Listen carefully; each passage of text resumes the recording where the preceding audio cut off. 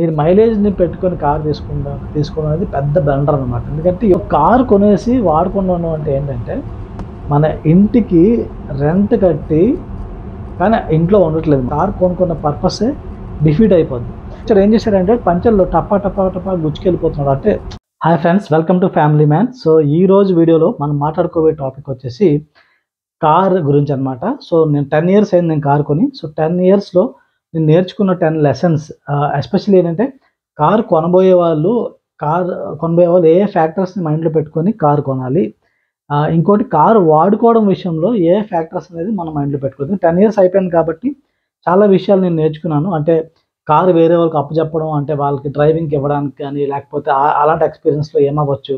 తర్వాత car rats వచ్చాయంటే ఎలకలతో ఏం ప్రాబ్లమ్స్ రావచ్చు. తర్వాత కార్ బ్యాటరీ విషయంలో మనం తీసుకోవాల్సిన జాగ్రత్తలు ఏంటి. ఇంకొకటి కారు టైర్స్ పంచర్ అవుతున్నప్పుడు ఈ టైర్స్ తాలూకా స్టోరీ ఏంటి, టైర్ పంచర్ అవుతే ఎలా మేనేజ్ చేసుకోవాలి. ఇలా కొన్ని ఇంట్రెస్టింగ్ ఎక్స్పీరియన్సెస్ నాకు ఉన్నాయి. ఆ ఎక్స్పీరియన్స్ నుంచి మాట్లాడాలనుకుంటున్నాను. So welcome to family man. మన ఛానల్లో ఎప్పుడు కూడా ఫ్యామిలీ పర్సన్కి ఉపయోగపడే టాపిక్స్ గురించి మాట్లాడతాం. సో మీరు సబ్స్క్రైబ్ చేసుకున్నట్లయితే కనుక వెంటనే సబ్స్క్రైబ్ చేసుకోండి అండ్ లైక్ చేయండి. చాలా ఎంకరేజ్మెంట్ ఇస్తుంది నాకు. సో గోయింగ్ బ్యాక్ టు 2014, ఎందుకంటే 2014 కాదు 13కి వెళ్దాం. కార్ కొనాలి అన్న థాట్ స్టార్ట్ అవ్వడం, సో కార్ గురించి ఎంక్వైరీ చేయడం అన్నీ మొదలుపెట్టాను.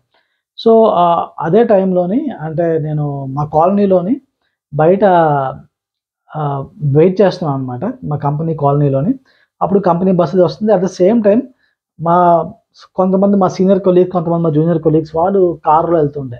సో వెళ్తున్నప్పుడు అప్పుడు నాకు మైండ్లో పుట్టింది, మనకు కూడా కారు ఉంటే బాగుంటుంది అన్న మైండ్లోకి వచ్చింది. అప్పటి నుంచి కొంచెం అదొక 6-7 months అలా ల్యాగ్ చేసినాక నేను కొనాలనుకున్న టైంలో ఫోర్డ్ ఎకోస్పోర్ట్ అప్పుడు లాంచ్ చేశారు. ఫోర్డ్ ఎకోస్పోర్ట్ అప్పుడులో one of the first cars in the segment, compact SUV segment. So బాగా అనిపించింది కారు. అండ్ ప్రైస్ కూడా 6 lakhs అని చెప్పేసరికి మైండ్ బ్లోయింగ్గా అనిపించి అది ఆర్డర్ చేశాను. కానీ ఏమైందంటే ఒక 1 month టైం అయిపోయింది. ఇంతలో ఫోర్డ్ ఎకోస్పోర్ట్ ప్రైస్ పెరిగింది. ఇంతలో నాకు డీలర్ షోరూమ్ వాడు కాల్ చేసి ఏం చెప్పాడంటే, ఫోర్డ్ ఎకోస్పోర్ట్ అది లేట్ అవుతుంది, మీకు డీజిల్ వర్షన్ దొరుకుతుంది, ఇచ్చేయచ్చా అని అడిగాను. డీజిల్ వర్షన్ వద్దు, నేను వెయిట్ చేస్తానని చెప్పాను. సో ఓకే, 1 more month మళ్ళీ వెయిట్ చేశాక మళ్ళీ సేమ్ స్టోరీ. రెండోసారి ప్రైస్ పెరిగింది కానీ కారు మాత్రం నాకు దొరకలేదన్నమాట. సో ఫైనల్లీ అది వదిలేసుకున్నాను. అండ్ వన్ ఫైన్ డే మా కాలనీలోని టొయోటా ఇటియోస్ చూసాను అనమాట, వైట్ కలర్ కారు. నాకు నచ్చింది కారు. అది చూసి దాని గురించి కొంచెం బేసిక్ రీసెర్చ్ చేస్తే బాగానే ఉంటుందని తెలిసింది. మా ఫ్రెండ్కి కాల్ చేసి అడిగాను. మా ఫ్రెండ్ విక్రమ్ అని ఉన్నాడు, తనకు కార్స్ గురించి బాగా తెలుసు. తనకు కాల్ చేసి అడిగాను, విక్రమ్ ఈ కార్ కొనొచ్చా ఏంటంటే, విక్రమ్ ఏం చెప్పాడంటే, కొనొచ్చు, మంచి కారు, నేను లాంగ్ జర్నీ కూడా చేశాను, సో చాలా కంఫర్టబుల్గా ఉంటుంది. ఎస్పెషల్లీ లోపల క్యాబిన్ స్పేస్, లోపల లెగ్ రూమ్ కానీ అంతా చాలా బాగుంటుంది. అండ్ బూట్ స్పేస్ కూడా చాలా ఎక్కువ ఉంటుంది. ఇంకా రైడింగ్ కంఫర్ట్ కూడా అల్టిమేట్ ఉంటుంది. ఇంకా టొయోటా అనేది తెలుసు కాబట్టి like it's a very known brand. Longevity of engine అంటే చాలా చాలా ఎక్కువ సంవత్సరాలు బాగానే వస్తుందని చెప్పేసి అన్నాడు. సో నేను ఫైనల్గా టొయోటా ఇటియోస్ బుక్ చేయడం, కార్ వచ్చేసింది. సో ఫస్ట్ కార్ వచ్చేసిన హ్యాపీనెస్ అంత బాగుంది. So coming to the points, like ఈ కారు కొనేసాను, కార్ వచ్చేసింది. ఆ తర్వాత నేను నేర్చుకున్న లెసన్స్ ఏంటి, మొత్తం 10 years స్పాన్లో ఏమేమి నేర్చుకున్నానో చూద్దాం. సో ఫస్ట్ వచ్చేసి చాలామంది ఏం చేస్తారంటే మైలేజ్ని ఇంపార్టెంట్ ఫ్యాక్టర్గా తీసుకుంటారు అనమాట. Mileage is the most important factor when they purchase A car. For example నేను కూడా ఆలోచించాను, కానీ నేను మైలేజ్ని ఇంపార్టెంట్ ఫ్యాక్టర్గా తీసుకోలేదు. సో ఇప్పుడు నా కారు 10 years అయిపోయింది, నేను మొత్తంగా తిరిగింది 42,000 kilometers అప్రాక్సిమేట్లీ. సో నేను ఇప్పుడు క్యాల్కులేట్ చేసి చూసాను, అంటే మైలేజ్ ఎంతవరకు ఇంపార్టెంట్ మనకి. ఎందుకంటే నా కారు అప్పుడు నేను 7,10,000 కొన్నాను, టొయోటా ఇటియోస్ జీ వేరియంట్, అంటే మిడ్ బేస్ కాకుండా నెక్స్ట్ వేరియంట్ ఇది. సో ఆల్మోస్ట్ ఇది ఈక్వలెంట్ టు స్విఫ్ట్ డిజైర్ అనమాట. స్విఫ్ట్ డిజైర్ కార్ ఉంది కదా, సో స్విఫ్ట్ డిజైర్లో మీరు చూసుకుంటే కనుక స్పేస్తో కంపేర్ చేస్తే డిజైర్ అండ్ ఇటియోస్కి చాలా డిఫరెన్స్ ఉంటుంది. స్పేస్ కానీ రైడింగ్ కంఫర్ట్ కానీ అన్నీ కూడా బెటర్ ఉంటాయి, కానీ మైలేజ్ తక్కువ actually Toyota Etios. So especially petrol variant, నేను తీసుకుంది పెట్రోల్ వేరియంట్. సో మైలేజ్ తక్కువ కానీ డ్రైవింగ్ కంఫర్ట్ ఎక్కువ, బూట్ స్పేస్ ఎక్కువ. So overall experience of using a car is always better. So ఈ మైలేజ్ కంపారిజన్ అంటే జనాలు చాలామంది మైలేజ్ ఎక్కువ మైండ్లో పెట్టుకొని కొంటారు. కానీ నేనేం అబ్జర్వ్ చేశానంటే చాలామంది అంత మైలేజ్ ఆలోచించి కొంటారు, కానీ మైలేజ్ వాళ్ళు నిజంగా అంత వాడరు కార్ని. కార్ని చాలా తక్కువ వాడతాను. తక్కువ వాడినప్పుడు మైలేజ్‌ని ఎందుకు ఆళ్ళు కన్సిడరేషన్ తీసుకుంటారో నాకు తెలీదు. సో, ఇప్పుడు చిన్న క్యాలిక్యులేషన్ చేసి చూద్దాం. సో, గైస్ రండి క్యాలిక్యులేట్ చేద్దాం. మనకి ఎంత పడుతుంది ప్రైస్ ఏంటనేది మనం దీనిలో ఇప్పుడు క్యాలిక్యులేట్ చేసి చూద్దాం.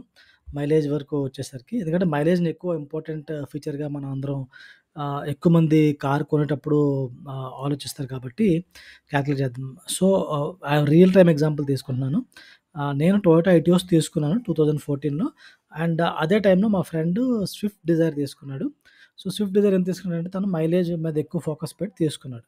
సో, నేనేంటంటే మైలేజ్‌కి అంత ఎక్కువ ఇంపార్టెన్స్ ఇవ్వలేదు. ఎందుకంటే నాకు నా లెక్క ప్రకారం నేను మరీ ఎక్కువ డ్రైవ్ చేయనని తెలుసు కాబట్టి మైలేజ్‌ని ఎక్కువ ఫోకస్ పెట్టలేదు. నేను ఫోకస్ చేసింది ఎక్కువ కంఫర్ట్ కార్‌లో ఉండే క్యాబిన్ స్పేస్ ఎక్కువుంది, బూట్ స్పేస్ ఎక్కువుంది. తర్వాత రైడింగ్ కంఫర్ట్ ఎక్కువ టొయోటాది. సో, ఇంజిన్ లాంజివిటీ ఎక్కువ ఇవన్నీ ఆలోచించుకొని టొయోటా ఎటియోస్‌ని తీసుకున్నాను. సో, కాస్ట్ కూడా ఆల్మోస్ట్ డిజైర్, ఎటియోస్ చూసుకుంటే పెద్ద డిఫరెన్స్ లేదు. ఆల్మోస్ట్ నియర్ ఉంటదనమాట. సో, ఇప్పుడు కంపేర్ చేస్తే గనక మైలేజ్ విషయం వచ్చేసరికి 2014 నుంచి 24 వరకు నేను 2014లో కార్ తీసుకున్నాను. ఇప్పుడు 24 నడుస్తుంది. సో, పెట్రోల్ ప్రైస్ ఏమో 65 నుంచి 110 వరకు ఉన్నది. 65 నుంచి 110 దీన్ని యావరేజ్ చేసి రూ. 85 యావరేజ్ పెట్రోల్ ప్రైస్‌గా ఏసాననమాట. And average mileage of Etios నేను 12 కిలోమీటర్స్ పర్ లీటర్ తీసుకున్నాను. యాక్చువల్లీ ఆ ఇటియోస్ ఏంటంటే 15 వరకు వస్తది లాంగ్‌లో. లోకల్‌లో వస్తే 10 కూడా ఒక్కోసారి పడిపోతది. సో, ఫ్యూయల్ కాస్ట్ లెక్కేస్తే రూ. 85 petrol price 12 kilometres per litre కాబట్టి రూ. 7 అనేది ఫ్యూయల్ కాస్ట్ పర్ కిలోమీటర్ తీసుకున్నా. సో, మొత్తం 10 ఇయర్స్ నేను ట్రావెల్ చేసిన distance 41,500 kilometres. So, total money spent 2,90,500. So, ఇక్కడ నేను మా ఫ్రెండ్ ఎగ్జాక్ట్‌గా ఎన్ని కిలోమీటర్స్ డ్రైవ్ చేశాడో నేను తీసుకోలేదు.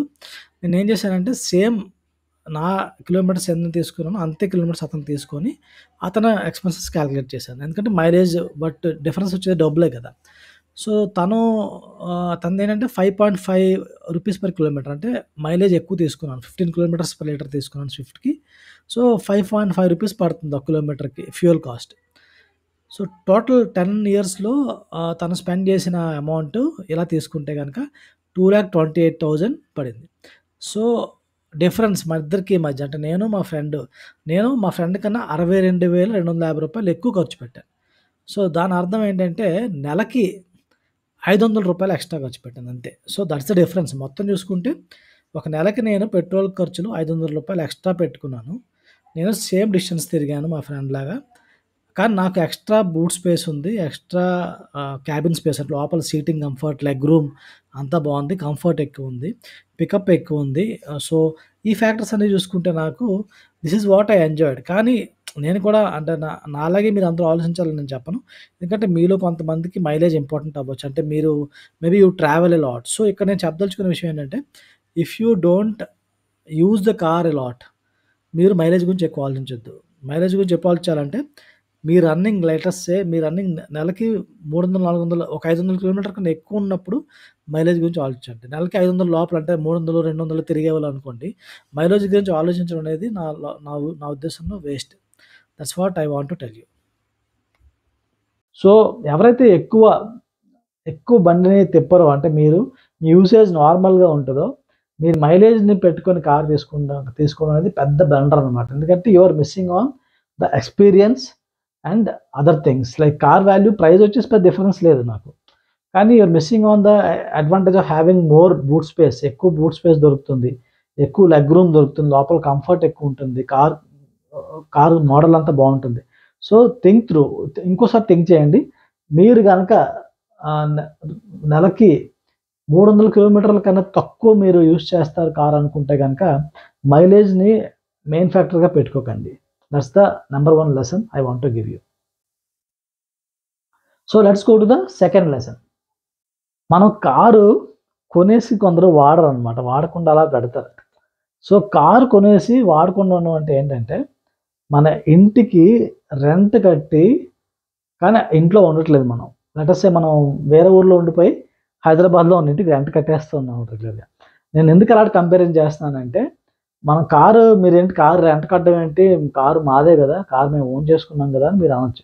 కానీ కారు మీరు ఓన్ చేసుకున్నట్టు మీరు ఫీల్ అవుతున్నారు గానీ ఒక కార్ లైఫ్ వచ్చేసి 20 ఇయర్స్ అనమాట. అప్రాక్సిమేట్లీ. సో మనం దాన్ని క్యాలిక్యులేట్ చేసి చూద్దాం ఇప్పుడు. Car life 20 years. దాంతోపాటు అంటే car 20 years life and 20 years తర్వాత ఆల్మోస్ట్ జీరో 50,000 1,00,000 ఇస్తారు మీకు మ్యాక్సిమం. సో అది క్యాలిక్యులేట్ చేద్దాం. దాన్ని బట్టి ఒక 20 ఇయర్స్ తీసుకొని మనం మొత్తం కార్ ప్రైస్ని తీసుకొని డివైడ్ చేసి చూస్తే ఎంత వాల్యూ వస్తుందో చూద్దాం. నా కార్కి ఎగ్జాంపుల్ తీసుకుంటే ఇప్పుడు నా కార్ ఎగ్జాంపుల్ తీసుకుందాం. నా కార్ ఎగ్జాంపుల్ వచ్చేసి నేను 7 lakhs నా కార్ కాబట్టి దాన్ని క్యాలిక్యులేట్ చేసి చూస్తే కనుక నాకు అప్రాక్సిమేట్లీ 3,000 ప్లస్ ఎంతో వస్తుంది. అది కాకుండా maintenance and running cost, like maintenance cost ప్రతి ఇయర్ మెయింటెనెన్స్ చేస్తాం, సర్వీసింగ్ గట్రా చేయిస్తాము, వాషింగ్ చేపిస్తాము, ఇంకా ఏమైనా బేసిక్ రిపేర్స్ ఉంటే అవి చేపిస్తాం. సో అదొక యావరేజ్ ఎంత ఖర్చు, అప్రాక్సిమేట్ ఖర్చు. దాని తర్వాత ఇన్సూరెన్స్, ఎవ్రీ ఇయర్ మీరు వాడిపోయిన ఇన్సూరెన్స్ పాలసీ తీసుకోవాల్సింది, ఇన్సూరెన్స్ కట్టాల్సిందే. ఇవన్నీ క్యాలిక్యులేట్ చేస్తే నా కార్కి అప్రాక్సిమేట్గా నెలకి 5,000 రూపాయలు ఓనర్షిప్ కాస్ట్. ఓనర్షిప్ కాస్ట్ అంటే జస్ట్ కార్ని మీరు ఓన్ చేసుకున్నందుకు, మీరు నడపకపోయినా అనవసరం, మీకు నెలకు ఒక 5,000 రూపాయలు మీరు కార్ని ఐడియల్గా కూర్చోబెట్టినా మీరు ఖర్చు పెడుతున్నట్టే లెక్క. సో ఇప్పుడు ఆలోచించండి, మీరు పెట్రోల్ వేయించడానికి ఆలోచిస్తున్నారు, పెట్రోల్ కోసం డబ్బులు మిగులుద్దామని చెప్పేసి కార్ని వాడట్లేదు. So missing out on the whole experience. Car కొనుక్కున్న పర్పసే డిఫీట్ అయిపోద్ది. సో కార్ కొనుక్కున్న వాళ్ళు వాడితేనే దాని అర్థం. ఎందుకంటే 20 years anyhow the car is going to become zero. మీరు వాడుతూ ఉండాలి. So whenever you're trying to purchase a car, మీరు నెలకి 3,000 రూపాయలైనా పెట్రోల్ వేయించుకోగలుగుతానా లేదా అని మైండ్లో పెట్టుకోండి. అది వేయించుకునే పరిస్థితి లేదు, తర్వాత మంత్లీ ఇయర్లీ మెయింటెనెన్స్ ఛార్జెస్ ఉంటాయి, అంటే కార్ సర్వీసింగ్ ఛార్జెస్ ఉంటాయి, కార్ని వాష్ చేసుకునే ఛార్జెస్ ఉండొచ్చు, దాని తర్వాత ఇన్సూరెన్స్ ఉంటాయి. ఇవన్నీ మైండ్లో పెట్టుకొని మీరు కార్ కొనండి. సో కార్ కొన్నోళ్ళు అయితే మాత్రం దాన్ని దుప్పటేసి మాత్రం ఉంచకండి, వాడుతూ ఉండండి. అది సెకండ్ లెసన్. టైర్ పంక్చర్స్, ఇదొక ఇంట్రెస్టింగ్ లెసన్ నేను నేర్చుకున్నాను టైర్ పంక్చర్ విషయంలోని. I give you an example. ఒకరోజు మేము మార్నింగ్ వచ్చేసి ఆఫీస్ కాదు, ఆ రోజు ఆఫీస్ లేదు, సండేనో ఏదో టైంలో మార్నింగ్ లేచి చూస్తే సెలార్లో కారు ఉంది, నా టైర్ ఆల్రెడీ ఫ్లాట్ అయిపోయింది అనమాట. సో ఆల్రెడీ కార్ కొని 4.5 years ఎంతో అయిపోయింది. ఆ టైర్ అంటే 4.5 years ఓల్డ్ టైర్ అనమాట. సో అప్పుడు నేను ఏం చేశానంటే పంక్చర్ వాడి దగ్గరికి వెళ్ళాను, వాడిని తీసుకొని వచ్చాను. వాడు వచ్చాడు, మొత్తం టైర్ ఓపెన్ చేసి తీసుకొచ్చాడు కానీ ఏం చేశాడంటే పంచర్లో టపా గుచ్చుకెళ్ళిపోతున్నాడు. అంటే పంచర్ చూసాడు, వేసేస్తున్నాడు అనమాట. నాకు అది ఫస్ట్ టైం ఎక్స్పీరియన్స్ అంత పంచర్లు అవ్వడం అది. సో నేను అంత ఎక్స్పెక్ట్ చేయలేదు. అది కొంచెం చాలా కన్నింగ్ ఉన్నాడు అనమాట. అప్పుడే హైదరాబాద్ రావడం నేను. అయితే హాస్పిటల్ వేసుకెళ్ళిపోతున్నాడు, మొత్తం వేసి మొత్తం 1,100 బిల్ తీసాడు అనమాట. నాకు మైండ్ బ్లాక్ అయిపోయింది. అరే పాత టైర్ బాబు ఇది, దీనికి 1,100 1,200 బిల్ పెట్టడం వేస్ట్ అనిపించింది. కానీ అప్పుడు ఏం చేయలేను, వాడు స్పాంటేనియస్గా చేసుకెళ్ళిపోయాడు. సార్ ఇంకోటి ఉంది సార్ అనుకొని చేసుకెళ్ళిపోయాడు. నేనేం అనలేకపోయాను. వాడు నెగోషియేట్ చేద్దామంటే సార్ ఇన్ని పంచర్లు వేసాను అది ఇది అని చెప్పేసి బిల్డప్ ఇచ్చాడు. సో ఇక్కడ నా ఎక్స్పీరియన్స్ ఏంటంటే కొందరు పంచర్ వాళ్ళు అలాగే ఉంటారు, చాలా డేంజరస్గా. ఫస్ట్ థింగ్ మీరు ఏం చేయాలంటే పంచర్ షాప్కి వెళ్ళినప్పుడు, మీ టైర్ తీసుకెళ్ళినప్పుడు కనుక ఏం చెప్పాలంటే ఫస్ట్ నువ్వు మొత్తం చెక్ చెయ్యు, ఎన్ని పంచర్స్ ఉన్నాయో మొత్తం చెక్ చెయ్యు, పంచర్ మాత్రం వేయకు. మొత్తం చెక్ చేసి అప్పుడు నాకు చెప్పు ఎంత ఖర్చు అవుతుందో, దాన్ని బట్టి డిసైడ్ చేద్దామని చెప్పేసి చెప్పండి. అప్పుడు ఏంటంటే మీరు నెగోషియేట్ చేసుకోవచ్చు. మొత్తం ఇన్ని పంచర్స్ ఉన్నా సరే ఆ మెటీరియల్కి ఒకటే పెద్ద కాస్ట్ ఏమి ఉండదు. సో ఇన్ని పంచర్స్ కలిపి ఒకసారి వేస్తున్నావు కాబట్టి నాకు ఇంత తక్కువలో వేస్తేనే నేను చేయించుకుంటాను, నెగోషియేట్ చేస్తే వాడు తగ్గించేస్తాడు అనమాట. సో వాడు పంచర్ దగ్గర మీరు చెప్పాల్సిన విషయం మాత్రం ఇదే, అది మాత్రం గుర్తుపెట్టుకోండి. సో ఎందుకంటే చాలామంది పంచర్ షాప్ వాళ్ళు ఏం చేస్తారంటే ఇలా జిమ్మిక్లు ప్లే చేస్తారు. అండ్ ఎస్పెషల్లీ వాళ్ళు చెక్ చేస్తున్నప్పుడు మీరు పక్కనే ఉండి చూసుకోవడం బెటర్ అనమాట. లేకపోతే వాళ్ళు ఏమైనా చేయొచ్చు. కొందరైతే కావాలని ఇంకా ఎక్స్ట్రా 2 బొక్కలు పెట్టడం అలా కూడా చేస్తారనమాట. సో ఇది నాకు అయిన ఎక్స్పీరియన్స్. ఈ ఎక్స్పీరియన్స్ మీకు అవ్వకూడదని చెప్తున్నాను. Third one. So fourth one వచ్చేసి కార్ బ్యాటరీ విషయం వచ్చేసరికి మనం కార్ బ్యాటరీని నెగ్లెక్ట్ చేస్తాం, అంత లైట్గా తీసుకుంటాం. సో కార్ బ్యాటరీ విషయంలో ఒక బిగ్ మిస్టేక్ నేను అప్పుడప్పుడు ఏం చేస్తుండేవాడిని అంటే హెడ్లైట్స్ ఒక్కొక్కసారి ఆన్ చేసి వదిలేసేవాడిని అనమాట. దానివల్ల ఏమవుతుందంటే ఒక్కొక్కసారి హెడ్లైట్స్ మరీ ఎక్కువ టైం ఆన్ అయిపోయి ఉండిపోతే మొత్తంగా డిశ్చార్జ్ అయిపోతే అప్పుడు షోరూమ్నో లేకపోతే మెకానిక్నో పిలిచి దాన్ని జంప్ స్టార్ట్ చేయించాల్సి వచ్చేది అనమాట. సో జంప్ స్టార్టింగ్ అంటే ఏం లేదు, వాళ్ళ బ్యాటరీని మన దానికి పెట్టి స్టార్ట్ చేసేస్తారు. స్టార్ట్ చేసాక ఇంకా ఆటోమేటిక్గా బండి స్టార్ట్ అయిపోయింది కాబట్టి మన దాన్ని రన్నింగ్లో పట్టుకెళ్తే కొంచెం స్లోగా ఛార్జ్ అయిపోద్ది అనమాట. సో ఇది ఎప్పుడు జంప్ స్టార్ట్ చేయడం గురించి చెప్తున్నాను. సో కార్ బ్యాటరీ విషయం వచ్చేసరికి హెడ్లైట్స్ వదిలేయడం అనేది పెద్ద మిస్టేక్. అది వదలకండి. వదిలేస్తే కనుక ఈజీగా బ్యాటరీ డ్రైన్ అయిపోయే అవకాశాలు ఉంటాయి. సో కార్ బ్యాటరీ సాధారణంగా 3 to 5 years వస్తుంది మనకి. 3 to 5 ఇయర్స్ వస్తుంది కాబట్టి 3 to 5 ఇయర్స్లో మనం కార్ బ్యాటరీ రీప్లేస్ చేయాల్సి వస్తుంది. కానీ కొన్నిసార్లు లక్కీగా కొంచెం ఎక్కువ టైం వస్తుంది. సో 3 ఇయర్స్ దాటిన దగ్గర నుంచి కొంచెం అలర్ట్ అవ్వాలి, మనం కొంచెం అబ్జర్వ్ చేస్తూ ఉండాలి. So like car horn sound తక్కువ వస్తున్నా, లేకపోతే లైట్స్ అవి డిమ్గా వెలుగుతున్నట్టు అనిపిస్తున్నా, లేకపోతే కార్ స్టార్ట్ అవ్వడానికి కొంచెం కికి కికి కి అని సౌండ్ వస్తూ ఉంటుంది కదా, ఆ టైప్ ఆఫ్ సౌండ్ ఎక్కువ వస్తున్నా మీరు కొంచెం అలర్ట్ అవ్వాలి. దగ్గర పడినట్టు ఉంది అది చూసుకొని మనం చేంజ్ చేసుకోవాలి. ఎందుకంటే లాస్ట్ మినిట్ వరకు వెయిట్ చేయదు. ఒకసారి నేను అలాగే వెయిట్ చేశాను. వెయిట్ చేయడం వల్ల ఏమైందంటే సడన్గా మేము ఫ్యామిలీతో కలిపి ఎక్కడికో వెళ్తున్నాం అనమాట. ఒక అమ్యూజ్మెంట్ పార్క్ దానికి వెళ్తున్నప్పుడు కరెక్ట్గా ఆ టైంలోని సడన్గా ట్రాఫిక్లోని బ్రేక్ డౌన్ అయిపోయింది. సో లక్కీగా కార్ కొంచెం హెల్ప్ చేశారు కొందరు, తన సైడ్కి పెట్టి మొత్తం టోయింగ్ చేయాల్సి వస్తుంది. కార్ని టోయింగ్ అంటే మరి బ్యాటరీ బ్రేక్ అయిపోయింది, కార్ అసలు కదిలే అవకాశమే లేదనమాట. దాని టోయింగ్ కోసం మళ్ళీ వారు వేరే సర్వీస్ వాడిని పిలిపించుకొని వాడికి ఎక్స్ట్రా డబ్బులు కట్టుకొని కార్ని టో చేసుకొని షోరూమ్ దగ్గర తీసుకెళ్ళి పెట్టాడు. ఆ షోరూమ్ తర్వాత నెక్స్ట్ రోజు దాన్ని ఫిక్స్ చేసి కొత్త బ్యాటరీ వేసి ఇచ్చాడు అనమాట. సో కార్ బ్యాటరీ విషయంలో ఈ ఇండికేషన్స్ అనేవి మనం కొంచెం జాగ్రత్తగా ఉంటే మనం, ఎందుకంటే కొన్నిసార్లు ఏమవుతుందని నా విషయంలో కొంచెం సిటీలోనే అయింది. మన లాంగ్ ట్రిప్కి వెళ్ళిపోవడం, ఎక్కడో హైవేలోనో లేకపోతే రాత్రిపూట ఎక్కడో అయిపోయింది అనుకోండి మిడ్ నైట్లోని, చాలా రిస్కీ అయిపోవచ్చు కదా సిచ్యువేషన్, అందుకని చెప్తున్నాను అనమాట. సో ఇది లెసన్, 4th లెసన్. ఇంకోటి, కార్ని యాక్చువల్లీ ఓన్లీ షార్ట్ ట్రిప్స్ కోసం యూస్ చేయడం మంచిది కాదంట. అంటే ఓన్లీ షార్ట్ ట్రిప్స్ కోసం యూస్ చేస్తే కార్ ఇంజిన్ యొక్క ఐడియల్ ఆపరేటింగ్ టెంపరేచర్ రీచ్ అవుతుందంట. ఇది టీమ్ బిహెచ్పి అనే ఒక వెబ్సైట్ని తెలుసుకున్నాను. Team BHP is a very good website. Cars గురించి ఇన్ఫర్మేషన్ ఏమైనా డౌట్స్ ఉన్నా అడగొచ్చు. అది ఫోరం అనమాట, యాక్చువల్లీ చాలా బాగుంటుంది. టీమ్-BHP అని ఉంటుంది. team-bhp.com అని చూడండి, అందులో చాలా ఇంపార్టెంట్ ఇన్ఫర్మేషన్ ఉంటుంది. సో వాళ్ళు ఏం చెప్తారంటే కార్ని అప్పుడప్పుడు లాంగ్ తీసుకెళ్ళాలి. ఓన్లీ 1-2 కిలోమీటర్స్ కోసం కార్ని తిప్పడం వల్ల అది ఐడియల్ టెంపరేచర్ రీచ్ అవ్వదు కాబట్టి దానివల్ల చాలా డ్యామేజెస్ అవుతాయి కార్ అని చెప్తున్నారు. సో ఇది 5th లెసన్. ఇంకోటి, మన కార్ని వేరే పర్సన్కి ఇవ్వడం అనేది చాలా డేంజరస్ విషయం. కొన్నిసార్లు మన ఫ్రెండ్స్ గట్రా అడుగుతూ ఉంటారు, నాకు కార్ ఇవ్వచ్చు కదా, ఒకసారి డ్రైవ్ చేస్తాను అది అని చెప్పి. సో మీరున్నప్పుడు ఓకే, ఇచ్చినా కాస్త కోస్త పర్లేదు, కానీ మీరు లేకుండా వాళ్ళు ఓన్గా యూజ్ చేయడానికి ఇవ్వడం అనేది చాలా రిస్కీ థింగ్. ఎందుకంటే మనం లేనప్పుడు మన కార్ని ఎవరు ఎలా తొక్కుతున్నారు, మన ఫ్రెండ్స్ అవ్వచ్చు, లేకపోతే ఫ్యామిలీ మెంబర్స్ అవ్వచ్చు, వాళ్ళు ఎలా డ్రైవ్ చేస్తున్నారో మనకు తెలియదు. నేను ఒక మిస్టేక్ చేశాను. నేను వైజాగ్ నుంచి హైదరాబాద్ కార్ పట్టురావాలి. సో ఆల్రెడీ మేము ఒరిస్సా నుంచి వైజాగ్ వచ్చున్నాం. ఆ జర్నీ చేసిన ట్రైన్లో ఉన్నాం కాబట్టి కారు పట్టుకెళ్ళడం కష్టం అని చెప్పేసి నేను ఇంకా కారు నేను ఓన్గా కార్లో వెళ్ళడం ఇష్టం లేక నేను ట్రైన్లో వెళ్ళిపోదాం, ఒక డ్రైవర్కి అప్ చెప్పేశాను. సో ఆ డ్రైవరు ఏం చెప్పాడంటే, సార్ చాలా జాగ్రత్తగా ఉండాలి సార్, డ్రైవర్స్ ఆలోలు చాలా కొందరు గంజా గట్ట కొట్టేసి తొక్కుతారు అదేం చెప్పాడు. ఆయన ఎవడో మంచివాళ్ళలాగా ఉన్నాడు అనుకుని వాళ్ళకి ఇచ్చామని, తెలిసిన ట్యాక్సీ సర్వీస్ వాళ్ళే, కానీ అతను ఒకరికి అప్ చెప్పాడు. సో మార్నింగ్ వచ్చేసరికి కార్ వచ్చింది, హైదరాబాద్ డెలివరీ చేశాడు. మార్నింగ్ వచ్చేసరికి టైర్ చూస్తే ఒక పంచర్ అయింది సార్, టైర్ వేసా అన్నాడు. మొత్తానికి డబ్బులు ఇచ్చాను, అతను వెళ్ళిపోయాక చూస్తే ఏంటంటే మనోడు రాత్రి బానెట్లో ఉంటుంది కదా, బానెట్ని హోల్డ్ చేయడానికి ఉంటుంది స్టిక్, అది ప్రాపర్గా ప్లేస్ చేయాల్సి సౌండ్ వస్తుంది. ఏంటని చూస్తే అసలు సరిగ్గా పెట్టలేదన్నమాట. ఇంకొకటి, ఆ టైరు ఒక లేయర్ ఎగిరిపోయింది మొత్తం టైర్, అంటే మరి ఎంత ఫాస్ట్గా తోలాడో, బండి మంచిగా కండిషన్లో దొరికిందని చెప్పి ఒక టైర్ యొక్క టాప్ లేయర్ ఎగిరిపోయింది మొత్తంగా. సో అప్పుడు నాకు అనిపించిందో, ఎంత రఫ్గా డ్రైవ్ చేస్తారా, ఎంత ర్యాష్గా డ్రైవ్ చేస్తారు, ఇప్పుడు ఏమంటాం, ఇంకా అంత గొడవ పెట్టుకొని చేసేదేం లేదు, దానివల్ల ఉపయోగం కూడా లేదు.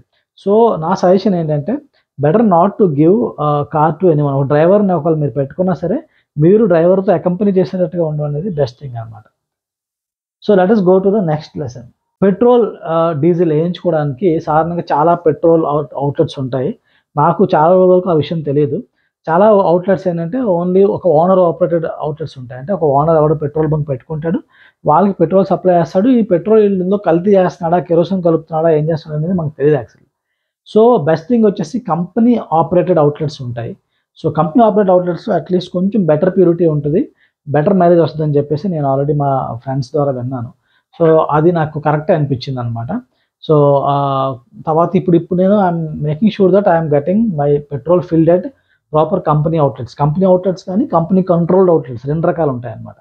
సో అంటే కంపెనీ యొక్క ఒక రెగ్యులేషన్ ఉంటుంది కాబట్టి మోస్ట్లీ కొంచెం పెట్రోల్ మనకి ప్యూర్గా దొరికే అవకాశం ఉంటుంది. So this is the 6th lesson. టైర్స్ని టైంలో రీప్లేస్ చేయాలన్నమాట. చాలామంది మనం తప్పు ఏం చేస్తామంటే, టైర్స్ నడుస్తున్నాయి కదా, నడవని అని చెప్పేసి అరిగిపోయే వరకు నడిపించడానికి ట్రై చేస్తాము. కానీ నేను నా విషయంలో ఏంటంటే నేను ఎక్కువ లాంగ్ ట్రిప్స్ ఎప్పుడు వెళ్ళలేదు. కానీ మా ఫ్రెండ్ ఏంటంటే ఒకసారి చెప్పాడు తనకి హారిఫిక్ ఎక్స్‌పీరియన్స్ అయిందని చెప్పేసి. లైక్ హైవేలో మంచి స్పీడ్‌లో కొడుతున్నాడు. తన టైర్స్ ఆల్రెడీ కొంచెం పాతవయ్యాయంట. సో, మంచి స్పీడ్‌లో కొడుతున్నాడంట. కొడుతున్నప్పుడు స టైర్ సడెన్‌గా బరస్ట్ అయిందంట. బరస్ట్ అవి కారు ఒకసారి కొంచెం సైడ్‌కెళ్ళిపోయింది. ఏమవుతాయంటే టైర్ సడెన్‌గా బరస్ట్ అయితే గనక కారు సడెన్‌గా సైడ్‌కెళ్ళడం లేకపోతే పల్టీ కొట్టడం వరకు జరుగుతది. ఇతని కేసులో లక్కీగా పల్టీ కొట్టలేదు గానీ కంట్రోల్ తప్పినట్టు అయిందంట. సో, అప్పటినుంచి తను చాలా భయపడ్డాను. అందుకే చాలా జాగ్రత్తగా ఉండాలి. కార్ టైర్స్ కొంచెం ఒక 3, 4 ఇయర్స్ అయిందంటే మాత్రం ఆటోమేటిక్‌గా అవి మార్చేసుకోవడం బెటర్ అని చెప్పేసి అన్నాడు. So, I think that's a very good advice. So, generally car tyre 4 years తీసుకోండి. 4 ఇయర్స్ గానీ 40,000 కిలోమీటర్స్ చెప్తారు యాక్చువల్‌గా కార్ టైర్ యొక్క life time. So, better you change the tyres and go for good tyres. నేను అలాగే నాకు మంచి టైర్స్ దొరికాయి. అంటే యోకోహామా అనే జపనీస్ కంపెనీ టైర్స్ ఉన్నాయి. చాలా క్వాలిటీ బావుంటది. ఆ టైర్స్ మార్చానన్నమాట. ఫస్ట్ నాకు టొయోటా వాడు కంపెనీది ఇచ్చింది గుడియర్ టైర్స్ ఇచ్చాడు. గుడియర్ టైర్స్ నాకెంత స్ట్రాంగ్‌గా అనిపించలేదు. సో, నెక్స్ట్ టైమ్ రీప్లేస్ చేసినప్పుడు యోకోహామా టైర్స్ రీప్లేస్ చేశాను. అండ్ నేనేం చేశానంటే మా ఇంట్లో ఏమైందంటే టైర్ ఒకటి నాది కూడా బాగా ఆల్మోస్ట్ చివరి వరకు వచ్చే వరకు వెయిట్ చేశాను. కొంచెం ఫైనాన్షియల్ క్రంచ్ ఉండే ఆ టైంలో. ఆ డబ్బులు టైట్‌గా ఉన్నాయి కాబట్టి తప్పలేదు. సో, ఒకరోజు ఏమైందంటే ఇంకా టైర్‌లు పంచర్ ఏస్తున్నాం గానీ అస్తమానం గాలిపోతుంది. ఒకరోజు ఇంట్లో ఉంటూనే మొత్తం గాలంతా పోయిందన్నమాట. ఫ్లాట్ అయిపోయింది టైరు. ఇంకా మరి షోరూమ్ వరకు పట్టుకెళ్ళాలంటే ఫ్లాట్ అయిపోయింది టైర్ ప్రాబ్లము. సో, స్టెఫ్నీ కూడా లేదు. ఇంకా అనుకున్నాను ఏం చేద్దామని చూస్తే టైర్స్ అండ్ మోర్ అని చెప్పేసి ఒక కంపెనీ ఉంది. వాళ్ళేం చేస్తారంటే మీ ఇంటికొచ్చి మీ టైర్ మార్చెళ్తారు. అండ్ వాళ్ళ దగ్గర ఉన్న టైర్ కలెక్షన్ కూడా అన్ని బ్రాండ్స్ దొరుకుతాయి. నేను షోరూమ్ ఎంక్వైరీ చేస్తే షోరూముల దగ్గర కూడా లేదు యోకోహామా. కానీ వీళ్ళ దగ్గర టైర్ బ్రాండ్ ఉందన్నమాట. సో, వీళ్ళకి కాల్ చేస్తే టైర్స్ కాస్ట్ కూడా రీజనబుల్ కాస్ట్‌లో ఇచ్చాడు. దాంతో పాటు ఓల్డ్ టైర్ వాడు తీసుకుని రూ. 50 మనకిచ్చాడు. ఇంకా వీల్ బ్యాలెన్సింగ్ కూడా చేశాడనమాట. మీరు చూస్తే గనక ఇక్కడ ఆళ్ళ సెటప్ మొబైల్ వ్యాన్ అది ఉంది కదా! అందులో వీల్ బ్యాలెన్సింగ్ కూడా చేస్తాడు. దాంతో పాటు ఒక నాజిల్ కూడా ఎక్స్‌ట్రా ఇస్తాడనమాట.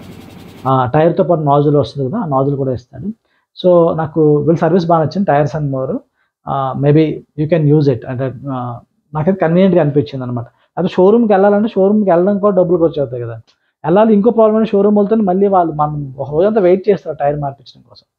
సో, అది నాకనిపించిన కన్సర్న్. సో, నెక్స్ట్ లెసన్ వచ్చేసరికి మెకానికల్ ఇష్యూస్ ఉంటే అడ్రెస్ చేయండి ఫాస్ట్‌గా. నాది అలాగే లాస్ట్ ఇయర్ ఏమైందంటే క్లచ్ ఇష్యూ వచ్చింది. క్లచ్ కొంచెం టైట్ అవుతుందనమాట. క్లచ్ టైట్ అవుతుంది. కొంచెం షాక్ అబ్జార్బర్స్ కొంచెం వీక్ ఉన్నాయి. సో, నేను షోరూమ్‌కి పట్టుకెళ్ళాను. కొంచెం సర్వీసింగ్ అది చేయించా గానీ ఇప్పుడు షాక్ అబ్జార్బర్స్ వీక్ ఉన్నాయి సార్ మార్చాలన్నాడు. దాంతో పాటు క్లచ్ ప్లేట్ కూడా కొంచెం ఇదుంది. ఇది మార్చాలని చెప్పాడనమాట. సో, క్లచ్ ప్లేట్ కాస్ట్ వచ్చేసి 9,000 ఎంతో ఉంది. ఈ షాక్ అబ్జార్బర్స్ 2 కలిపి ₹11,000 ఎంతో ఉంది.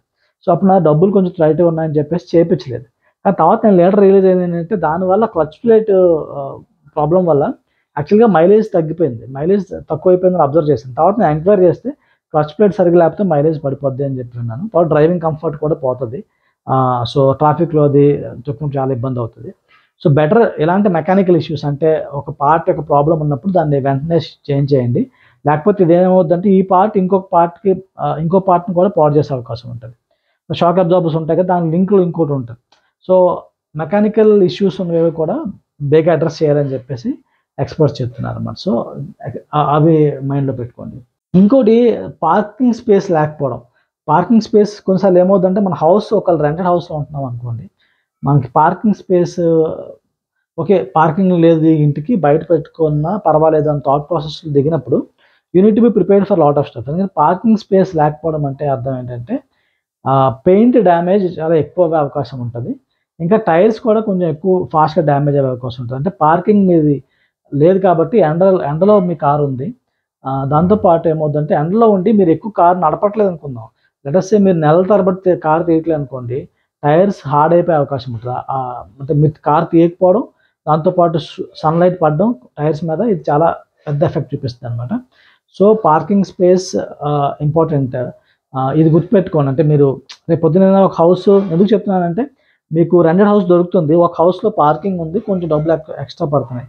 ఇంకో హౌస్‌లో పార్కింగ్ లేదు కానీ డబ్బులు తక్కువ పడుతున్నాయి అంటే కంపారిజన్ చెప్తున్నా. సో, ఒకటొచ్చేసి పెయింటింగ్ డ్యామేజ్ అయ్యే అవకాశం చాలా ఫాస్ట్‌గా ఉంటది.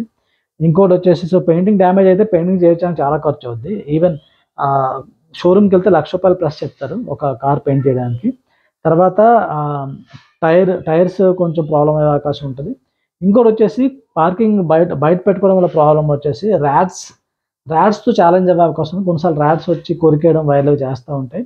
నా దాంట్లో కూడా కొంచెం స్టార్ట్ అయింది ర్యాట్స్ ఎంటర్ అవ్వడం అది కూడా. నాది బయటే పెట్టుకుంటాను. సో, ఆహ్, అప్పుడు ఒక ట్రిక్ చూసాను. మొత్తం ఇంటర్నెట్‌లో అంతా సెర్చ్ చేసి చూస్తే చాలా విషయాలున్నాయి. స్ప్రేలు గట్టా ఉన్నాయి గానీ, అవి సరిగ్గా పనిచేయట్లేదని చెప్తే, ఒక ట్రిక్ మాత్రం ఉంది. అదని గుట్కా ఉంటదనమాట. గుట్కా ఏదో బ్రాండ్. బాగా కంపు కొట్టే బ్రాండ్ గుట్కా తీసుకోమన్నారు. ఆ గుట్కాను నాప్థలిన్ బాల్‌ని చుట్టేసి అవి కార్‌లో ఇంజిన్ ప్లేస్‌లో కట్టమని చెప్పారు. మీరు చూడొచ్చు. మొత్తం నేను బోనెట్ ఎలా కట్టాననేది. సో, అలా కట్టుకుంటే బాగా కంట్రోల్ అయింది నాకు. దాంతో పాటు కొంచెం కారు చుట్టూలా కొంచెం క్లీన్ చేయడం, ఒక్కొక్కసారి ఫెనాయిల్ బాటిల్‌తో మొత్తం స్ప్రే చేసామంటే కార్ ఎళ్ళిపోద్దని. ఎందుకంటే ఇంకోటేంటంటే మీ కార్‌ని వాష్ చేశాను. ఎలక ఎలా వస్తదంటే మీ కార్ వరకు అది యాక్చువల్‌గా టాయిలెట్ ఎయడం దాని యొక్క ఇది ఉంటది కదా! ఆ టాయిలెట్ వాసన పట్టుకొని వస్తదంట. యాక్చువల్‌గా ట్రేస్ చేసుకొని వస్తదంట కార్ దగ్గరికి. సో, ఆ వాసన పోవాలంటే ఏం చేయాలంటే మనం వాష్ చేస్తుండాలి. మన కార్ ఉన్న ఏరియా చుట్టుపక్కలంతా వాష్ చేసి వాటర్ స్ప్రే చేసి కొట్టేయడం. దాంతో పాటు ఫినాయిల్ ఎయడం వల్ల కూడా మనకి ఇది హెల్ప్ అవుద్దనమాట. సో, ఇదొక టిప్ నేను నేర్చుకున్నది ఎలకల విషయంలో. సో, అప్పుడప్పుడు మీరు బోనెట్‌ని తీసి చూస్తూ ఉండండి. ఒకవేళ మీకు ఎలకలు ఉన్నాయా లేదా డౌట్ ఉన్నా లేకపోయినా ఒకసారి చూస్తుంటే మీకు తెలిసిపోద్ది. ఎలకలు ఎళ్తున్న ఆ ఎలకల యొక్క ఫుట్ తాలూకా సింబల్స్ కనిపిస్తాయన్నమాట. అది చూస్తే మీకు అర్థమవుతది. సో, ఈ 10 లెసన్స్ అయితే మొత్తంగా నేను మొత్తం షేర్ చేశాను. వీటిని మీరు మీ కార్ మెయింటైన్ చేసుకోవడం విషయంలో గానీ, మీ కార్‌ని మేనేజ్ చేసుకోవడం విషయంలో గానీ యూజ్ చేసుకుంటారని నమ్ముతున్నాను. వన్స్ అగైన్ ఇంతవరకు మీరు వాచ్ చేసుంటే గనక నా కంటెంట్ మీకు నచ్చిందని అర్థం. So, please subscribe and share this content with your friends. Thank you very much.